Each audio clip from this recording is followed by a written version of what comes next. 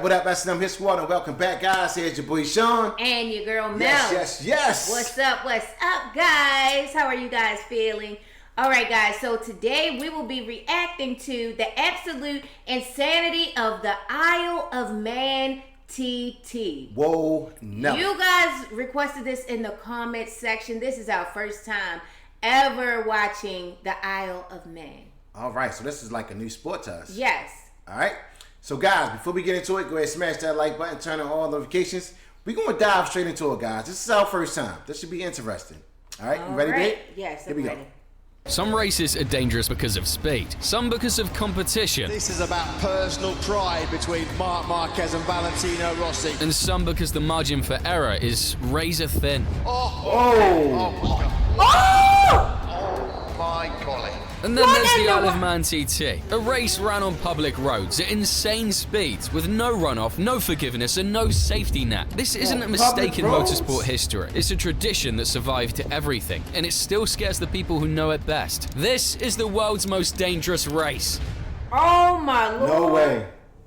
It's hard to imagine, but once upon a time, nowhere else would let this race happen. Back in the early 1900s, racing on the British mainland was in the process of being banned. It was labelled too dangerous, too disruptive. There were too many complaints about speed, noise, and the small matter of people occasionally flying past hedges at terrifyingly fast speeds. So the sport looked for a loophole, and it found one. A self-governing island in the Irish Sea, the Isle of Man. Public roads, no speed limits, a population that didn't just tolerate racing, it embraced it. From the very first TT in 1907, racing took place on roads that were temporarily closed for the event. Brave spectators stood behind rope barriers, only a few meters from the riders flying past. And the thing is, it worked. Not because it was safe or sensible, let's be real, it was far from it, but because it was honest. In 1911, the event moved from the smaller roads of St. John's Short Course to the circuit that's still used today, the Snafell Mountain course, a 37.73-mile lap stitched together from everyday roads that goes through a mix of towns, villages, and open countryside. One lap takes around 17 minutes at modern race pace, but one split-second mistake, that can end everything.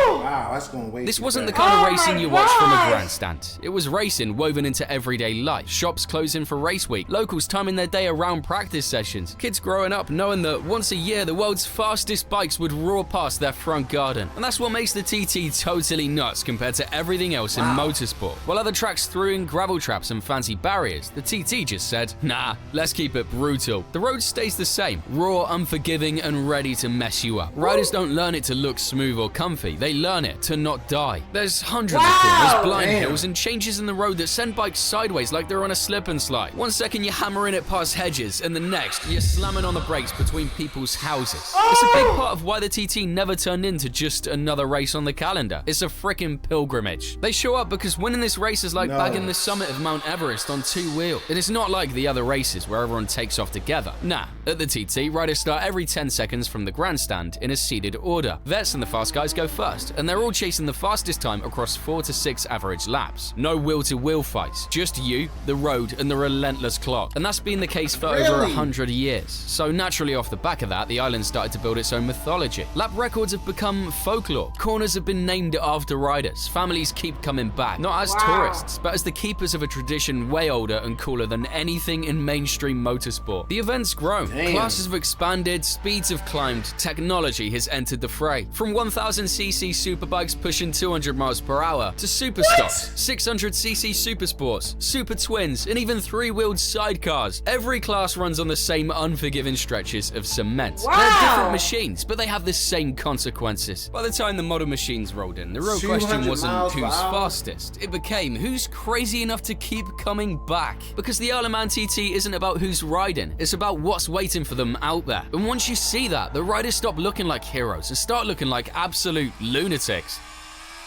Yeah. The Snafell Mountain course is what separates this race from every other circuit on Earth, because when you really look at it, you realize it's not just long, it's straight up savage. It's not a track that lets you mess up and still get away with it. It's a public road that never signed up to be a racetrack. Take Bray Hill, for example. Right after the start, it's flat out, downhill, suspension fully compressed as the bike hits a dip hard enough to bottom out at over 160 miles per hour. Riders talk about the front wheel going light, then heavy, then light again. It's the first reminder of the day that the course doesn't warm you up gently. It throws you straight in the deep end. Just like I will if you don't like the video, and subscribe if you haven't already. I appreciate it. Back to it though. After Bray Hill, there's Balaf Bridge, a literal hump in the road that launches bikes into the air whether the rider wants it or not. Get it right and you're a hero. Get it wrong and you're landing sideways at speed with stone walls waiting on both sides. Wow.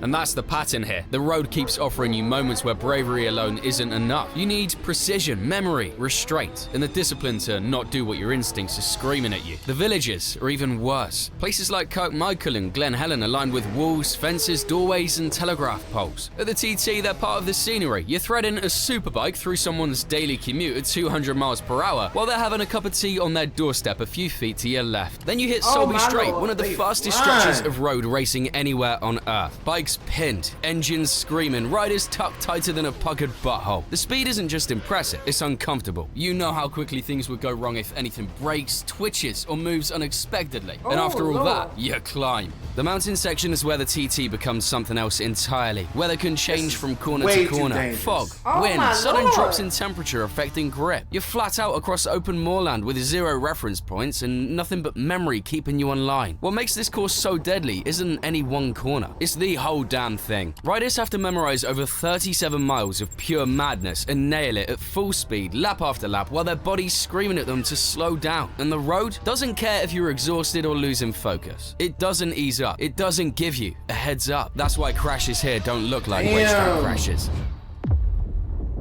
Oh my! Oh!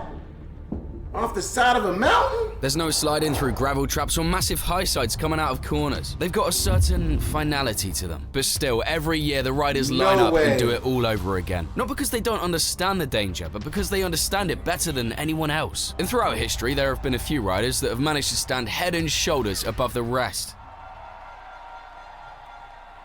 Because as brutal as this place is, it still produces kings. Not champions in the traditional sense, not riders who rack up points across neat little circuits with acres of runoffs. The Isle of Man TT crowns a different type of legend. One that's built on memory, on legacy, on nerve, and an unhealthy relationship with risk. And if you talk about the greatest TT riders of all time, there's one name you can't avoid. Joey Dunlop. In a race where just surviving the week is a win, Joey managed to bag a crazy 26 victories between 77 and 2000. But it wasn't just the number, it was how he did it. No cocky antics, no flashy celebrations. Joey didn't need any of that. He looked almost bored on the bike, like he was just out for a Sunday ride, effortlessly threading a missile between stone walls. His smoothness was unsettling, like he cracked a code no one else knew existed. And the thing is, he wasn't reckless. He was the complete opposite of reckless. Joey was precise, calculated, and cold-blooded, which, in a weird way, makes it all the more terrifying. Dunlop proved that the TT doesn't reward chaos. It rewards control, the ability to ride at the edge without ever showing it. After Joey, the mountain didn't stop churning out legends. It just switched things up a bit. Enter John McGuinness. Here comes John McGuinness then. He just got the Glen Crutchery Road to take his 9th. Damn, he's going so fast. Leads this race. But there goes John McGuinness. He is going to take his 20th TT win. 41st podium. If Joey was calm mastery, McGuinness was controlled aggression. 23 TT wins, multiple lap records, and oh yeah, the first human to average 130 plus miles an hour around the mountain course. That sentence alone should make your palms sweat. McGuinness brought modern superbike violence to roads that were never meant for it. He rode on a bigger bike with more power and more speed, but somehow kept the same margins. What set him apart wasn't bravery. Loads of riders are brave. It was repetition. Doing things that look borderline suicidal on camera, but for him were just a Tuesday. The course wasn't something he wrote. It lived in his head. Honestly, if someone told me he could do a lap blindfolded, I wouldn't even question it. Then came the modern era monsters. Ian Hutchinson, Peter Hickman, and Michael Dunlop, the generation that dragged the TT into a whole new dimension. The flag ready for John McGuinness to take his 3rd TT win. TT flag goes out and he's done it. Hutchinson take his 4th TT win in a week. Michael Dunlop leads this race now. His 9th win. This is impressive. Hutchinson turning up in 2010 and casually winning 5 races in 1 week. Like that's a normal thing humans do. Hickman's outright lap record, averaging over 130 miles per hour around public roads. And Michael Dunlop relentlessly adding to his uncle's legacy with wins across multiple classes. Michael Dunlop comes to the finishing line, the 25-year-old from Ballymun. He's been in 5 races this week. He's won 4. And here's the part that messes with your head. Every single one of them knows exactly how dangerous this is. They've seen the crashes, like you will soon. They've lost friends. They've stood in silence on the grid more times than they can count. And yet they keep coming back. Because finishing here means you understand the road, survived the week, and earned respect in a place that gives nothing away. So naturally, with the stakes that high, there's the other side of the coin. Tragedy is only a heartbeat away, and it could be around the next corner. And that's the part nobody likes to talk about. But you can't tell the story of the Isle of Man TT without it. Because when you strip away the records, the lap times, the legend, this race has always come with a cost. From the very beginning, the TT has been dangerous. It's baked into the DNA of the event. Public roads, solid objects at speeds that safety regulations simply can't keep up with. Over the decades, that's never changed. The risk hasn't faded. It's just been accepted. This is Paul Orrin. Paul Orrin in a big tank camber at the bottom of Bray Hill and into the bank at the side of Bray Hill, and the marshal's ducking out of the way there. Friends, teammates, family members, names that once echoed through the paddocks, now etched into memory instead. Every rider on that grid knows someone who didn't make it home. To a lot of people, the paddock filling up again every single year is baffling, especially when you look at how many lives have been lost. Every time tragedy strikes, the same question comes back louder than before. Should this race even exist? It's a fair question, an uncomfortable one, and one that never has a simple answer. Because yes, the TT has taken lives, but it's also shaped generations of riders who went in with their eyes wide open. Riders who understood exactly what they were signing up for and chose to do it anyway. That doesn't make the loss easier, but it does change how it's understood. The TT doesn't pretend to be safe. It doesn't hide its danger behind marketing slogans or sanitized images. It stands there exactly as it is and asks one brutal question. Do you still want to do this? At the Isle of Man TT, glory and grief exist inches apart, separated by mere moments, and the road doesn't care which one it gives to you. Since the TT began, more than 285 lives have been lost. 270 riders, more than 15 bystanders, and may they all rest in peace. Wow.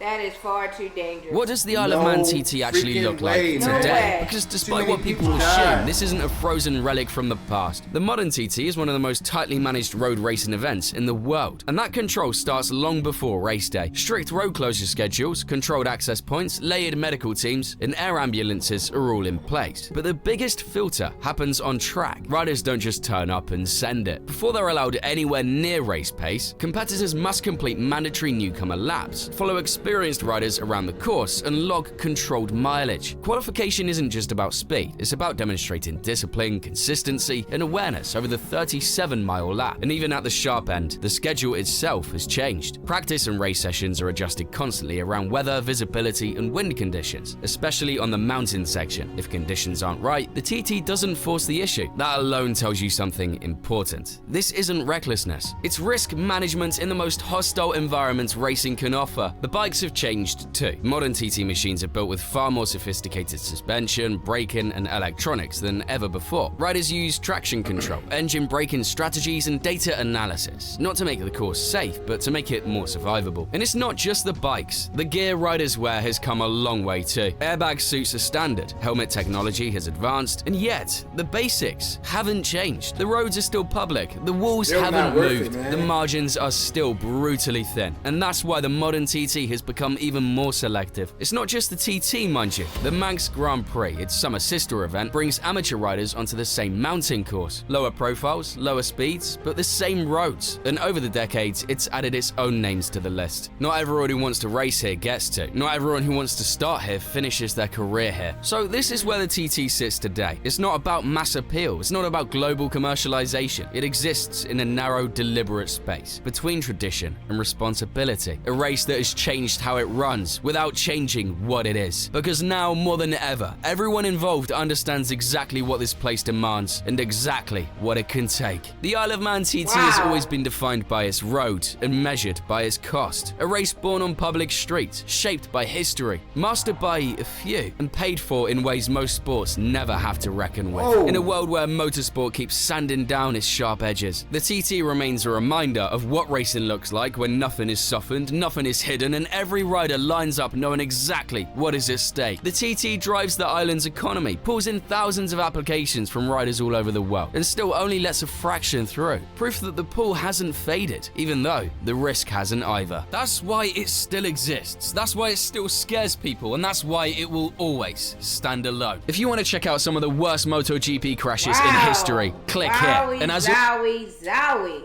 Man. Oh my goodness.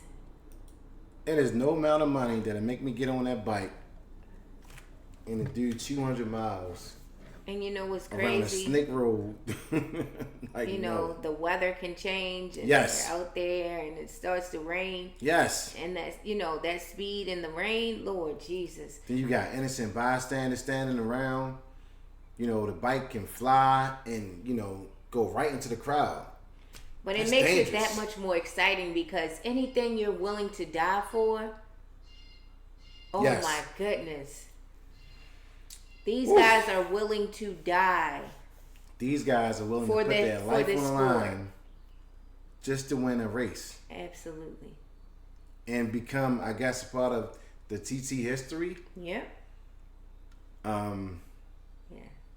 It's scary, man. It's scary, but it looks like so much fun watching. Just to watch them. Yeah. Take that chance. It's exciting. It's like, but it will make you like nervous as well. Yeah. Lord, please don't let them have like a slightly wrong turn will cost you your life. And once they said 280 people lost their life, may they continue to rest in peace. But in my mind, I think that's enough people.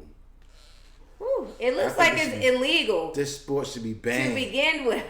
Or they got to make it more safer for, you know, for the Isle of Man, baby, TT. The Isle of Man, TT. All right, guys, there it is, a new sport. We just learned. Let us know what you think about this in the comments section. Yes, guys, we appreciate the love and support. That's our time. We're getting up out of here. All right. Peace, love, and blessings to all. Everyone, please be safe out there. All right. Peace. Peace.